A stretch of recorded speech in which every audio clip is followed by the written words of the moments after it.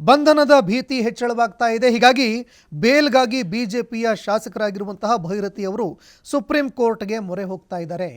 Rowdy sheeter ಬಿಕ್ಲು Shiva ಕೊಲೆ ಪ್ರಕರಣಕ್ಕೆ ಸಂಬಂಧಪಟ್ಟಂತೆ ಮಂಗಳವಾರ ಮಧ್ಯಂತರ ನಿರೀಕ್ಷಣಾ ಜಾಮೀನು ಅರ್ಜಿಯನ್ನು ವಜಾಗೊಳಿಸಿದಂತಹ ಹೈಕೋರ್ಟ್ ಆದೇಶವನ್ನು ಪ್ರಶ್ನಿಸಿ ಮಾಜಿ ಸಚಿವ ಭೈರತಿ ಬಸವರಾಜು ಅವರು ಸುಪ್ರೀಂ ಕೋರ್ಟ್ಗೆ ಅರ್ಜಿ ಸಲ್ಲಿಕೆ ಮಾಡಿದ್ದಾರೆ. ಹೀಗಾಗಿ ಅವರಿಗೆ ಬೇಲ್ ಸಿಗುತ್ತಾ ಅನ್ನುವಂತಹ ಪ್ರಶ್ನೆ ಒಂದು ಕಡೆ ಆದರೆ, ಮತ್ತೊಂದೆಡೆ ಅವರು ಅರೆಸ್ಟ್ ಆಗ್ತಾರಾ ಅನ್ನುವಂತಹ ಪ್ರಶ್ನೆ ಕೂಡ ಎದುರಾಗ್ತಾ ಇದೆ. ಯಾಕಂದರೆ ನಿನ್ನೆ SIT ಅಧಿಕಾರಿಗಳು ಅವರಿಗೆ ಲುಕ್ಔಟ್ ನೋಟಿಸ್ ಜಾರಿ ಮಾಡಿದ್ದಾರೆ. CID ಅಧಿಕಾರಿಗಳು ಅವರಿಗೆ ಲುಕ್ಔಟ್ ನೋಟಿಸ್ ಜಾರಿ ಮಾಡಿದ್ದಾರೆ.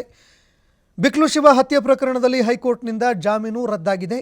ಬಿಜೆಪಿ ಶಾಸಕನ ಪತ್ತೆಗಾಗಿ ಈಗ ತೀವ್ರ ಶೋಧ ನಡೀತಾ ಇದೆ.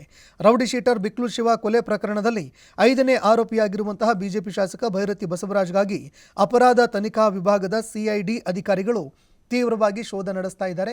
ಇನ್ನು ಇದಕ್ಕೆ ಸಂಬಂಧಪಟ್ಟಂತೆ ಹೋಮ್ ಮಿನಿಸ್ಟರ್ ಅವರು ಕೂಡ ನೆನೆ ಮಾತನಾಡಿದ್ರು. ಆದಷ್ಟು ಬೇಗ ಅವರು ಸರೆಂಡರ್ ಮಾಡಬೇಕು ಅಂತ ಕೂಡ ಎಚ್ಚರಿಕೆ ಕೊಟ್ಟರು. ಇನ್ನು ಭೈರತಿ ಬಸವರಾಜ್ ಅವರ ನಿರೀಕ್ಷಣಾ ಜಾಮೀನು ಅರ್ಜಿಯನ್ನು ಹೈಕೋರ್ಟ್ ತಿರಸ್ಕಾರ ಮಾಡಿದ ಬೆನ್ನಲ್ಲೇ ಈಗ ಅವರು ಸುಪ್ರೀಂ ಕೋರ್ಟ್ನಲ್ಲಿ ಅರ್ಜಿ ಸಲ್ಲಿಕೆ ಮಾಡಿದ್ದಾರೆ. ಈ ನಡುವೆ CID ಅವರಿಗಾಗಿ ಹುಡುಕಾಟವನ್ನು ತೀವ್ರಗೊಳಿಸಿದೆ.